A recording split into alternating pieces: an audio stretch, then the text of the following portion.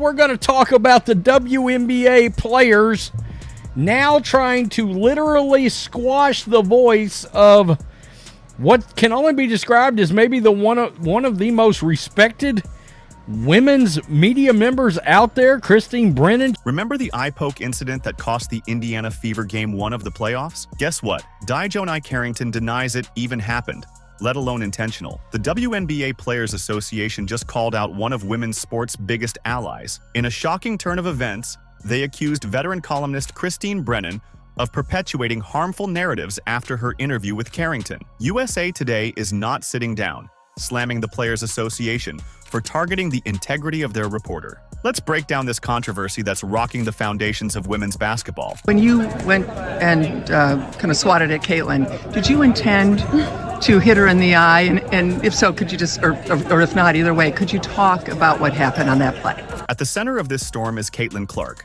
the Indiana Fever's superstar. Clark's debut season has been nothing short of spectacular, with her sharpshooting and court vision drawing comparisons to some of the game's greatest. Her impact was immediate and electric, breaking 62 records in her debut season, regularly filling arenas, and dominating highlight reels. But as Clark's star shined, a single moment in a crucial playoff game against the Connecticut Sun would thrust her into an unexpected injury. What transpired next would test not only Clark's resolve, but ignite a fierce debate about player safety, player ethics, and the very future of media reporting. The repercussions of this incident would reach far beyond the hardwood, challenging the relationships between players, journalists, and the league itself. Before we break it down, please don't forget to subscribe to the channel. Are you ready? Let's go. I don't even know why I would intend to hit anybody in the eye. That doesn't even make sense to me. But no, I didn't. I didn't know I hit her, actually. I was trying to make a play on the ball, and I guess I followed through and I hit her. So obviously it's never intentional. That's not even like the type of player that I am. In the blink of an eye, within the first 2 minutes of the playoffs, a controversy would divide the basketball world. Caitlin Clark laid on the court clutching her face. No foul called. A single swipe of the hand would ignite a debate about sportsmanship, referee integrity, and player safety. The fateful moment occurred during Game 1 of the WNBA playoffs between the Indiana Fever and the Connecticut Sun. Just a few minutes in, Sun guard DiJonai Carrington attempts to disrupt Clark's shot. Bam! Catches Caitlin right in the eye. The crowd gasps. Clark stumbles. In that split second, Carrington's fingers made contact with Clark's face, striking her directly in the eye. Clark, harassed by Carrington, finds Boston. Clark gets hit in the face by Carrington and is down. The arena fell silent as Clark crumpled to the floor, her hands covering her face. Teammates rushed to her side while Carrington stood nearby. The replays began to circulate on the big screen and on millions of devices across the country. Multiple angles exposed the controversy. As everyone else has seen this angle. I'm calling her in and I'm saying to her, I need answers. The whistle, silent. Surprisingly, no foul was called on the play. The game continued, but the incident had already set social media ablaze. Fans, analysts, and former players dissected the footage frame by frame, each viewing seeming to yield a different interpretation. Was it a deliberate act of aggression or an unfortunate accident in the heat of competition? Clark's usual red-hot shooting turns ice cold. She goes 1 for 9 from the field and 0 for 6 from three-point range in the first half. The reason? A nasty shiner forming where Carrington's fingers made contact. The controversy only intensified. The Fever ultimately lost the game, adding fuel to the fire of those who believed the missed call had altered the course of the playoffs. Clark's electric debut season, which had captivated audiences and reinvigorated interest in the WNBA, once again has been overshadowed by missed calls and controversial plays. Is still down after taking a shot following the pass to Boston. In the days that followed, the basketball world found itself deeply divided. Some rallied behind Clark, pointing to her status as the league's new star and questioning why more wasn't done to protect players. Others defended Carrington, arguing that such contact was an inherent risk in a physical, fast-paced game. As the pressure mounted, both Clark and Carrington found themselves at the center of a media storm neither had asked for. Clark, known for her fierce competitiveness and focus on the game, remained largely silent on the issue, letting her play speak for itself. Carrington, facing accusations and heated speculation, maintained that the contact was unintentional. Legitimate question about the biggest star in the WNBA's history leaves game one of her first playoff game with a black eye, and she appeared to be intentionally clawed or poked in the eye. The league office, caught in the middle, faced calls for a retroactive punishment, or at least a statement addressing the incident. Their silence only fueled further speculation and debate. Meanwhile, coaches and players from other teams were peppered with questions about the incident, forced to weigh in on a controversy that threatened to overshadow the playoffs themselves. As Game 2 approached, the tension was palpable. Would there be retaliation? How would the referees handle the increased scrutiny? The incident had transformed a playoff series into a referendum on player safety, officiating standards, and the very culture of the league. If you've made it this far and are enjoying the video, don't forget to like, subscribe, and turn on all notifications. We know watching this video takes some of your time, and we appreciate you. Now back to the action. Christine Brennan is in the crosshairs of the WNBA.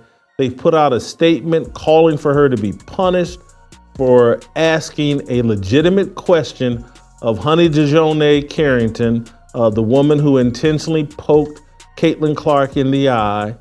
And the WNBA is now hostile towards Christine Brennan and calling for punishment or removal from her job. It's mind-blowing. As the playoff drama intensified, a veteran journalist probing questions would ignite an unexpected firestorm. What happens when the pursuit of truth collides with the protective instincts of a players' association? Enter Christine Brennan, a respected sports columnist for USA Today and a prominent figure in sports journalism. Known for her advocacy for women in sports and her coverage of multiple Olympic Games, Brennan's reputation as one of the WNBA's staunchest allies preceded her. However, her interview with Connecticut Sun guard DiJonai Carrington would soon test the boundaries between hard-hitting journalism and player sensitivity. In the aftermath of the eye poke incident that left Caitlin Clark temporarily on the floor during the Connecticut Sun versus Indiana Fever playoff game, Brennan sought to get Carrington's perspective directly.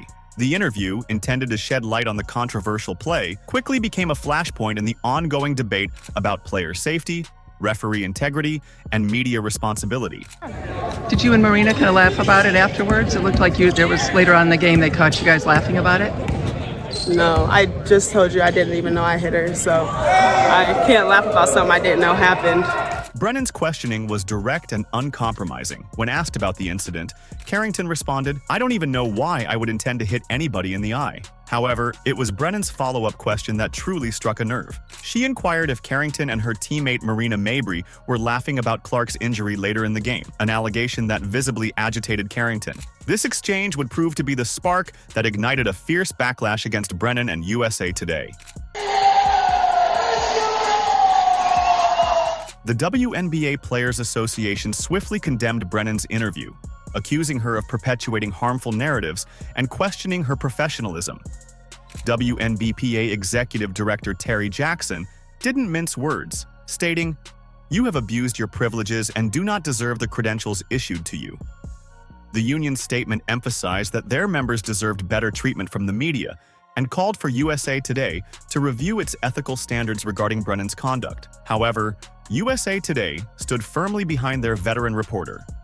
In a powerful statement, the publication defended Brennan's right to ask tough questions, asserting that the interview's purpose was to obtain the player's direct perspective on a contentious issue. They rejected any notion that the interview perpetuated biased narratives, instead framing it as a necessary pursuit of truth in sports journalism. This staunch defense of Brennan by USA Today raises important questions about the role of sports journalism in today's media landscape. Is it the duty of reporters to ask uncomfortable questions in pursuit of the truth, even at the risk of alienating players and their unions? Or should there be a greater emphasis on protecting athletes from what they perceive as unfair scrutiny? They believe that she has helped push these Caitlin Clark narratives that are absolutely factual. The league has beaten the holy crap out of her all year long, and literally they want nobody to even question it.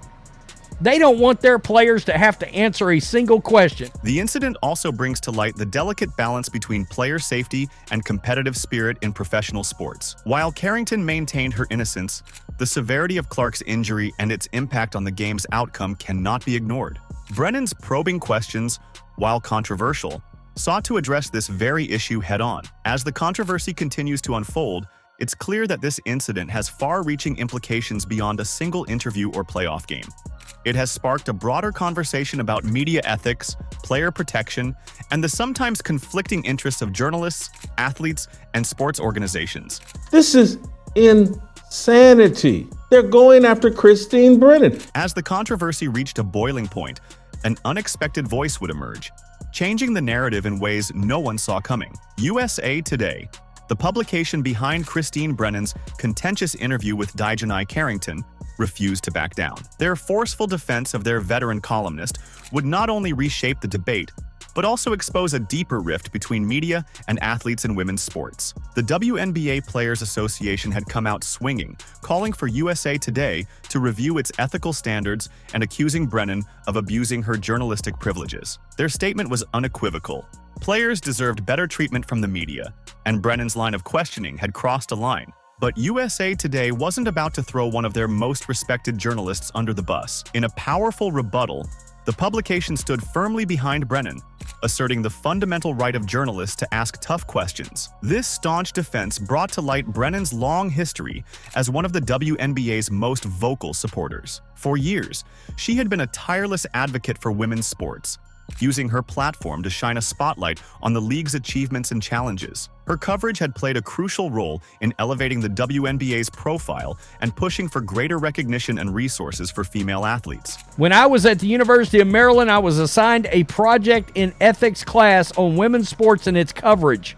I interviewed naturally Christine Brennan, a pioneer in the field and champion of Title IX, and now they hate her. The controversy sparked broader conversations about the delicate balance between player safety and media scrutiny in professional sports. While the Players Association argued for increased protection of their members from what they perceived as unfair questioning, others saw the incident as a necessary part of sports journalism's role in holding all aspects of the game accountable, player safety and unbiased officiating included. The debate extended beyond the immediate parties involved, drawing in voices from across the sports world.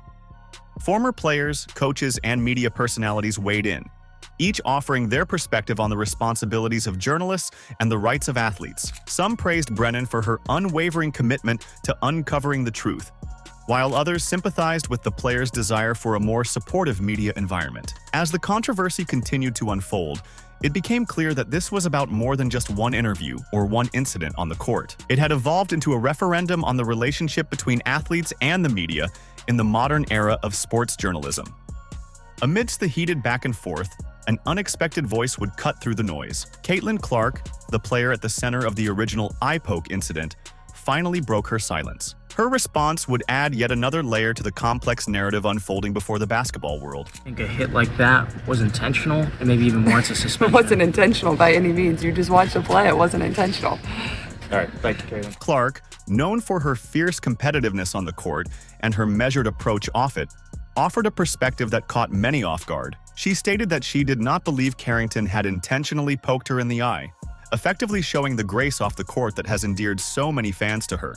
This measured response from Clark served as a stark contrast to the heated rhetoric that had dominated the discourse. It highlighted the complexities of the situation and her ability to rise above the controversy. The WNBA eye poke controversy has exposed deep rifts between players, journalists, and league officials. While USA Today defended Christine Brennan's right to ask tough questions, the WNBPA accused her of perpetuating harmful narratives. This clash highlights the delicate balance between player safety and media scrutiny in professional sports. The incident has sparked calls for reforms in player protection and fair officiating. As the dust settles, the basketball world is left to ponder the true meaning of sportsmanship and integrity.